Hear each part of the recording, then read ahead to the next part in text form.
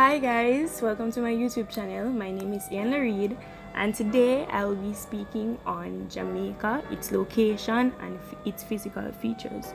So this is just a general introduction where we'll be providing the definition of some terms to get a better understanding of the different physical features across Jamaica and also to aid as like a building block for a more abstract lesson.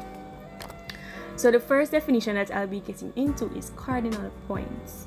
So when we think of cardinal points, our minds automatically go to north, south, east, and west, which is correct. Our cardinal points or directions are north, south, east, and west.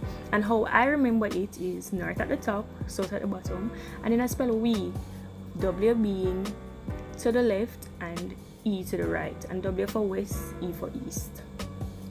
We also have 8 cardinal point direction out of 16 cardinal point direction, but we're not getting into that today.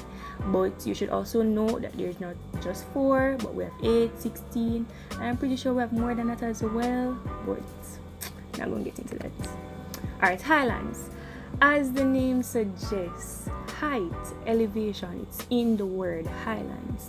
And the meaning states highland is a mountainous region or elevated part of a country. In Jamaica, the first highland that I think of is the Blue Mountain Range.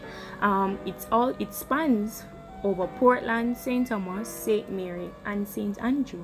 And it says, did you know that the tallest mountain in Jamaica is the Blue Mountain? An image of the Blue Mountain is shown in the slide. It's not the best of images, but it just shows you how luscious and green and tall Blue Mountain is.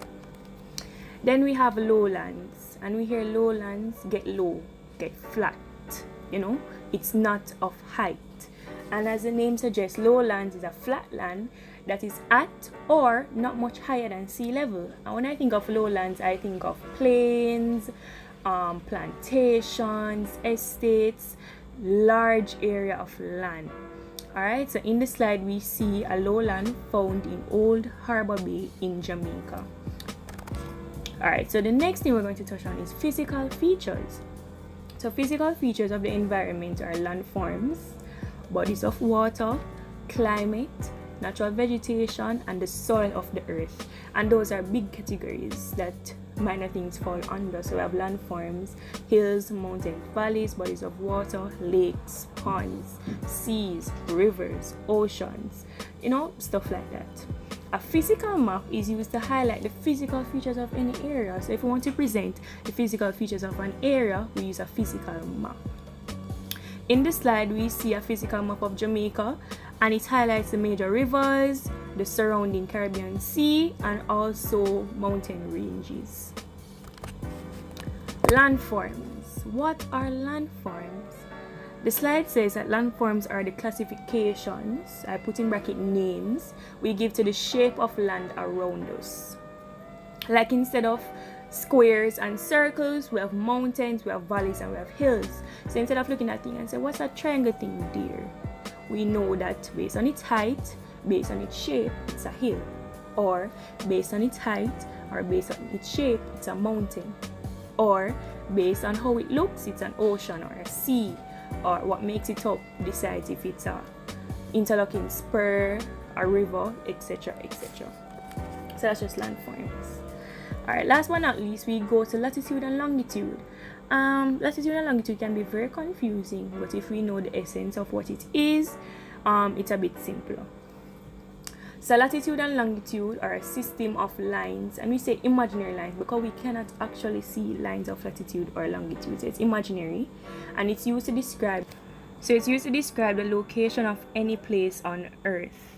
So lines of latitude run in an east-west direction across the Earth, or we can say it runs horizontally, and while lines of longitude run in a north-south direction up and down, so it runs vertically.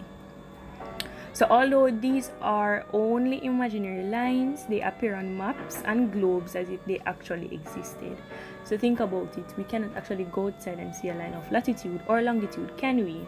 No.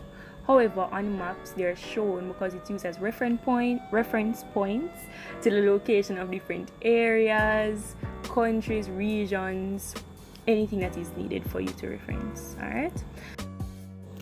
Okay, I know I said last but not least, But we have one final definition that we have to go through, which is relief. Alright, so relief in geological terms is a difference between a location's highest or lowest elevation. So it is basically, if we're supposed to put let's say a formula to it, it would be the lowest elevation subtracted from the highest elevation. It's just a difference between them both, right? So a relief map can be used to highlight the relief of any area. On the slide we see a relief map of Jamaica, and we see that there are different colors that are shown on the map. So we have green, we have brown, but we also have different shades of brown. So areas that have a dark brown shading highlights highlands. So the darker the shade of the brown is, the more mountainous the area is, and that's for any color. So the darker the shade of any color is where more of this feature is located. So did you know that nearly half of Jamaica's surface is more than 1,000 feet, which is converted to 300 meters above sea level, which just simply suggests that Jamaica is mountainous and half of the surface is mountains. Alright, so that's my last definition for today's lesson. So I would like to thank you guys for watching. Please like and subscribe, and I'm going to definitely be posting more videos in the future. Alright, so stay educated guys. Thank you again.